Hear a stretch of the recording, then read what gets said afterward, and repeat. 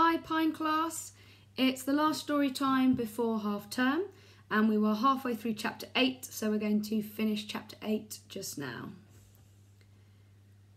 I helped him to keep his balance as he got up onto one good foot. "Which side do you want me on?" I asked. "On my right," he said. "Otherwise you'll keep knocking against my bad ankle." I moved up close to his right side and he put both his hands on my shoulders. "Go on, Dad," I said. "You can lean harder than that." "Shine the light forward so we can see where we're going," he said, and I did as he asked.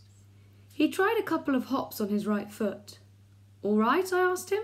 "Yes," he said. "Let's go." Holding his left foot just clear of the ground and leaning on me with both hands, he began to hop forward on one leg. I shuffled along beside him, trying to go at exactly the speed that he wanted. "Say when you want to rest." "Now," he said. We stopped. "I've got to sit down," he said. I helped him lower himself to the ground. His left foot dangled helplessly on its broken ankle, and every time it touched the ground he jumped with pain. I sat beside him on the brown leaves that covered the floor of the wood. The sweat was pouring down his face. "Does it hurt terribly, Dad?" "It does when I hop," he said. "Each time I hop it jars it." He sat on the ground, resting for several minutes. "Let's try again," he said. I helped him up and off we went. This time I put an arm around his waist to give him extra support. He put his right arm round my shoulders and leaned on me hard. It went better that way, but boy, he was heavy. My legs kept bending and buckling with each hop. "Keep going," he gasped. "Come on, we can make it." "There's the hedge," I said, waving the torch. "We're nearly there." When we reached the hedge, my legs gave way and we both crashed to the ground. "I'm sorry," I said. "It's okay. Can you help me get through the hedge?"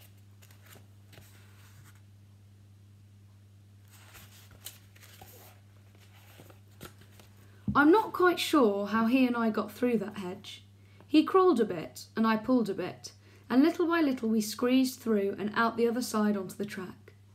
The tiny car was only 10 yards away.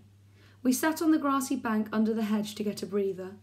His watch said it was nearly 4 o'clock in the morning. The sun would not be up for another 2 hours, so we had plenty of time. "Shall I drive?" I asked. "You'll have to," he said. "I've only got one foot." I helped him to hop over to the car, and after a bit of a struggle he managed to get in. His left leg was doubled up underneath his right leg, and the whole thing must have been agony for him. I got into the driver's seat beside him. "The rope," I said. "We left it behind." "Forget it," he said. "It doesn't matter." I started the motor and switched on the headlamps. I backed the car and turned it round, and soon we were heading downhill onto the bumpy track. "Go slowly, Danny," my father said. "It hurts like crazy over the bumps." He had one hand on the wheel, helping to guide the car. We reached the bottom of the track and turned onto the road. "You're doing fine," he said. "Keep going." Now that we were on the main road, I changed into second gear. "Rev her up and go into third," he said. "Do you want me to help you?" "I think I can do it," I said. I changed into third gear. With my father's hand on the wheel, I had no fear of hitting the hedge or anything else, so I pressed down hard on the accelerator. The speedometer needle crept up to 40. Something big, with headlamps blazing, came rushing towards us. "I'll take the wheel," my father said. "Let go of it completely." He kept the little car close into the side of the road as a huge milk lorry rushed past us, and that was the only thing we met on the way home. As we approached the filling station, my father said, "I'll have to go to hospital for this. It must be set properly and then put into plaster." "How long will you be in hospital?" "Don't worry. I'll be home before evening." "Will you be able to walk?" "Yes. They fix a metal thing into the plaster. It sticks out underneath the foot. I'll be able to walk on that." "Should we go to the hospital now?" I said. "No. I'll just lie down on the floor of the workshop and wait until it's time to call Doc Spencer. He'll arrange everything."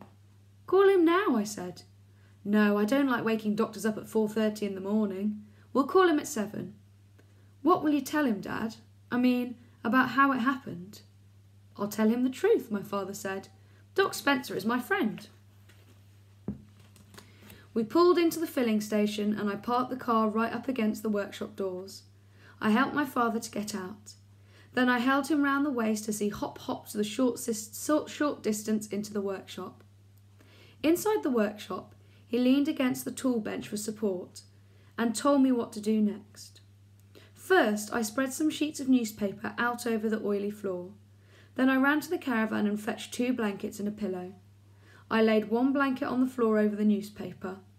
I helped my father to lie down on the blanket.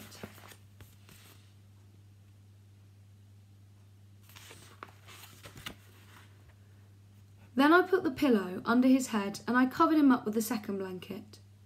"Put the phone down here so I can reach it," he said. I did as he asked. "Can I get you anything, Dad? What about a hot drink?" "No, thank you," he said. "I mustn't have a thing. I'm going to have an anaesthetic soon, and you mustn't eat or drink anything at all before that. But you have something. Go and make yourself some breakfast and then go to bed." "I'd like to wait here till the doctor comes," I said. "You must be dead tired, Danny." "I'm all right," I said. I found an old wooden chair and pulled it up near him and sat down. He closed his eyes and seemed to be dozing off. My own eyes kept closing too. I couldn't keep them open. "I'm sorry about the mess I made of it all," I heard him saying. I must have gone to sleep after that, because the next thing I heard was Doc Spencer's voice saying to my father, "Well, goodness me, William, what on earth have you been up to?" I opened my eyes and saw the doctor bending down over my father, who was still lying on the floor of the workshop. That's the end of chapter 8, guys, and you're off to have a lovely half term, I hope. After half term, we will continue with Danny the Champion of the World, and we'll be starting with chapter 9, which is called Doc Spencer. Have a lovely break.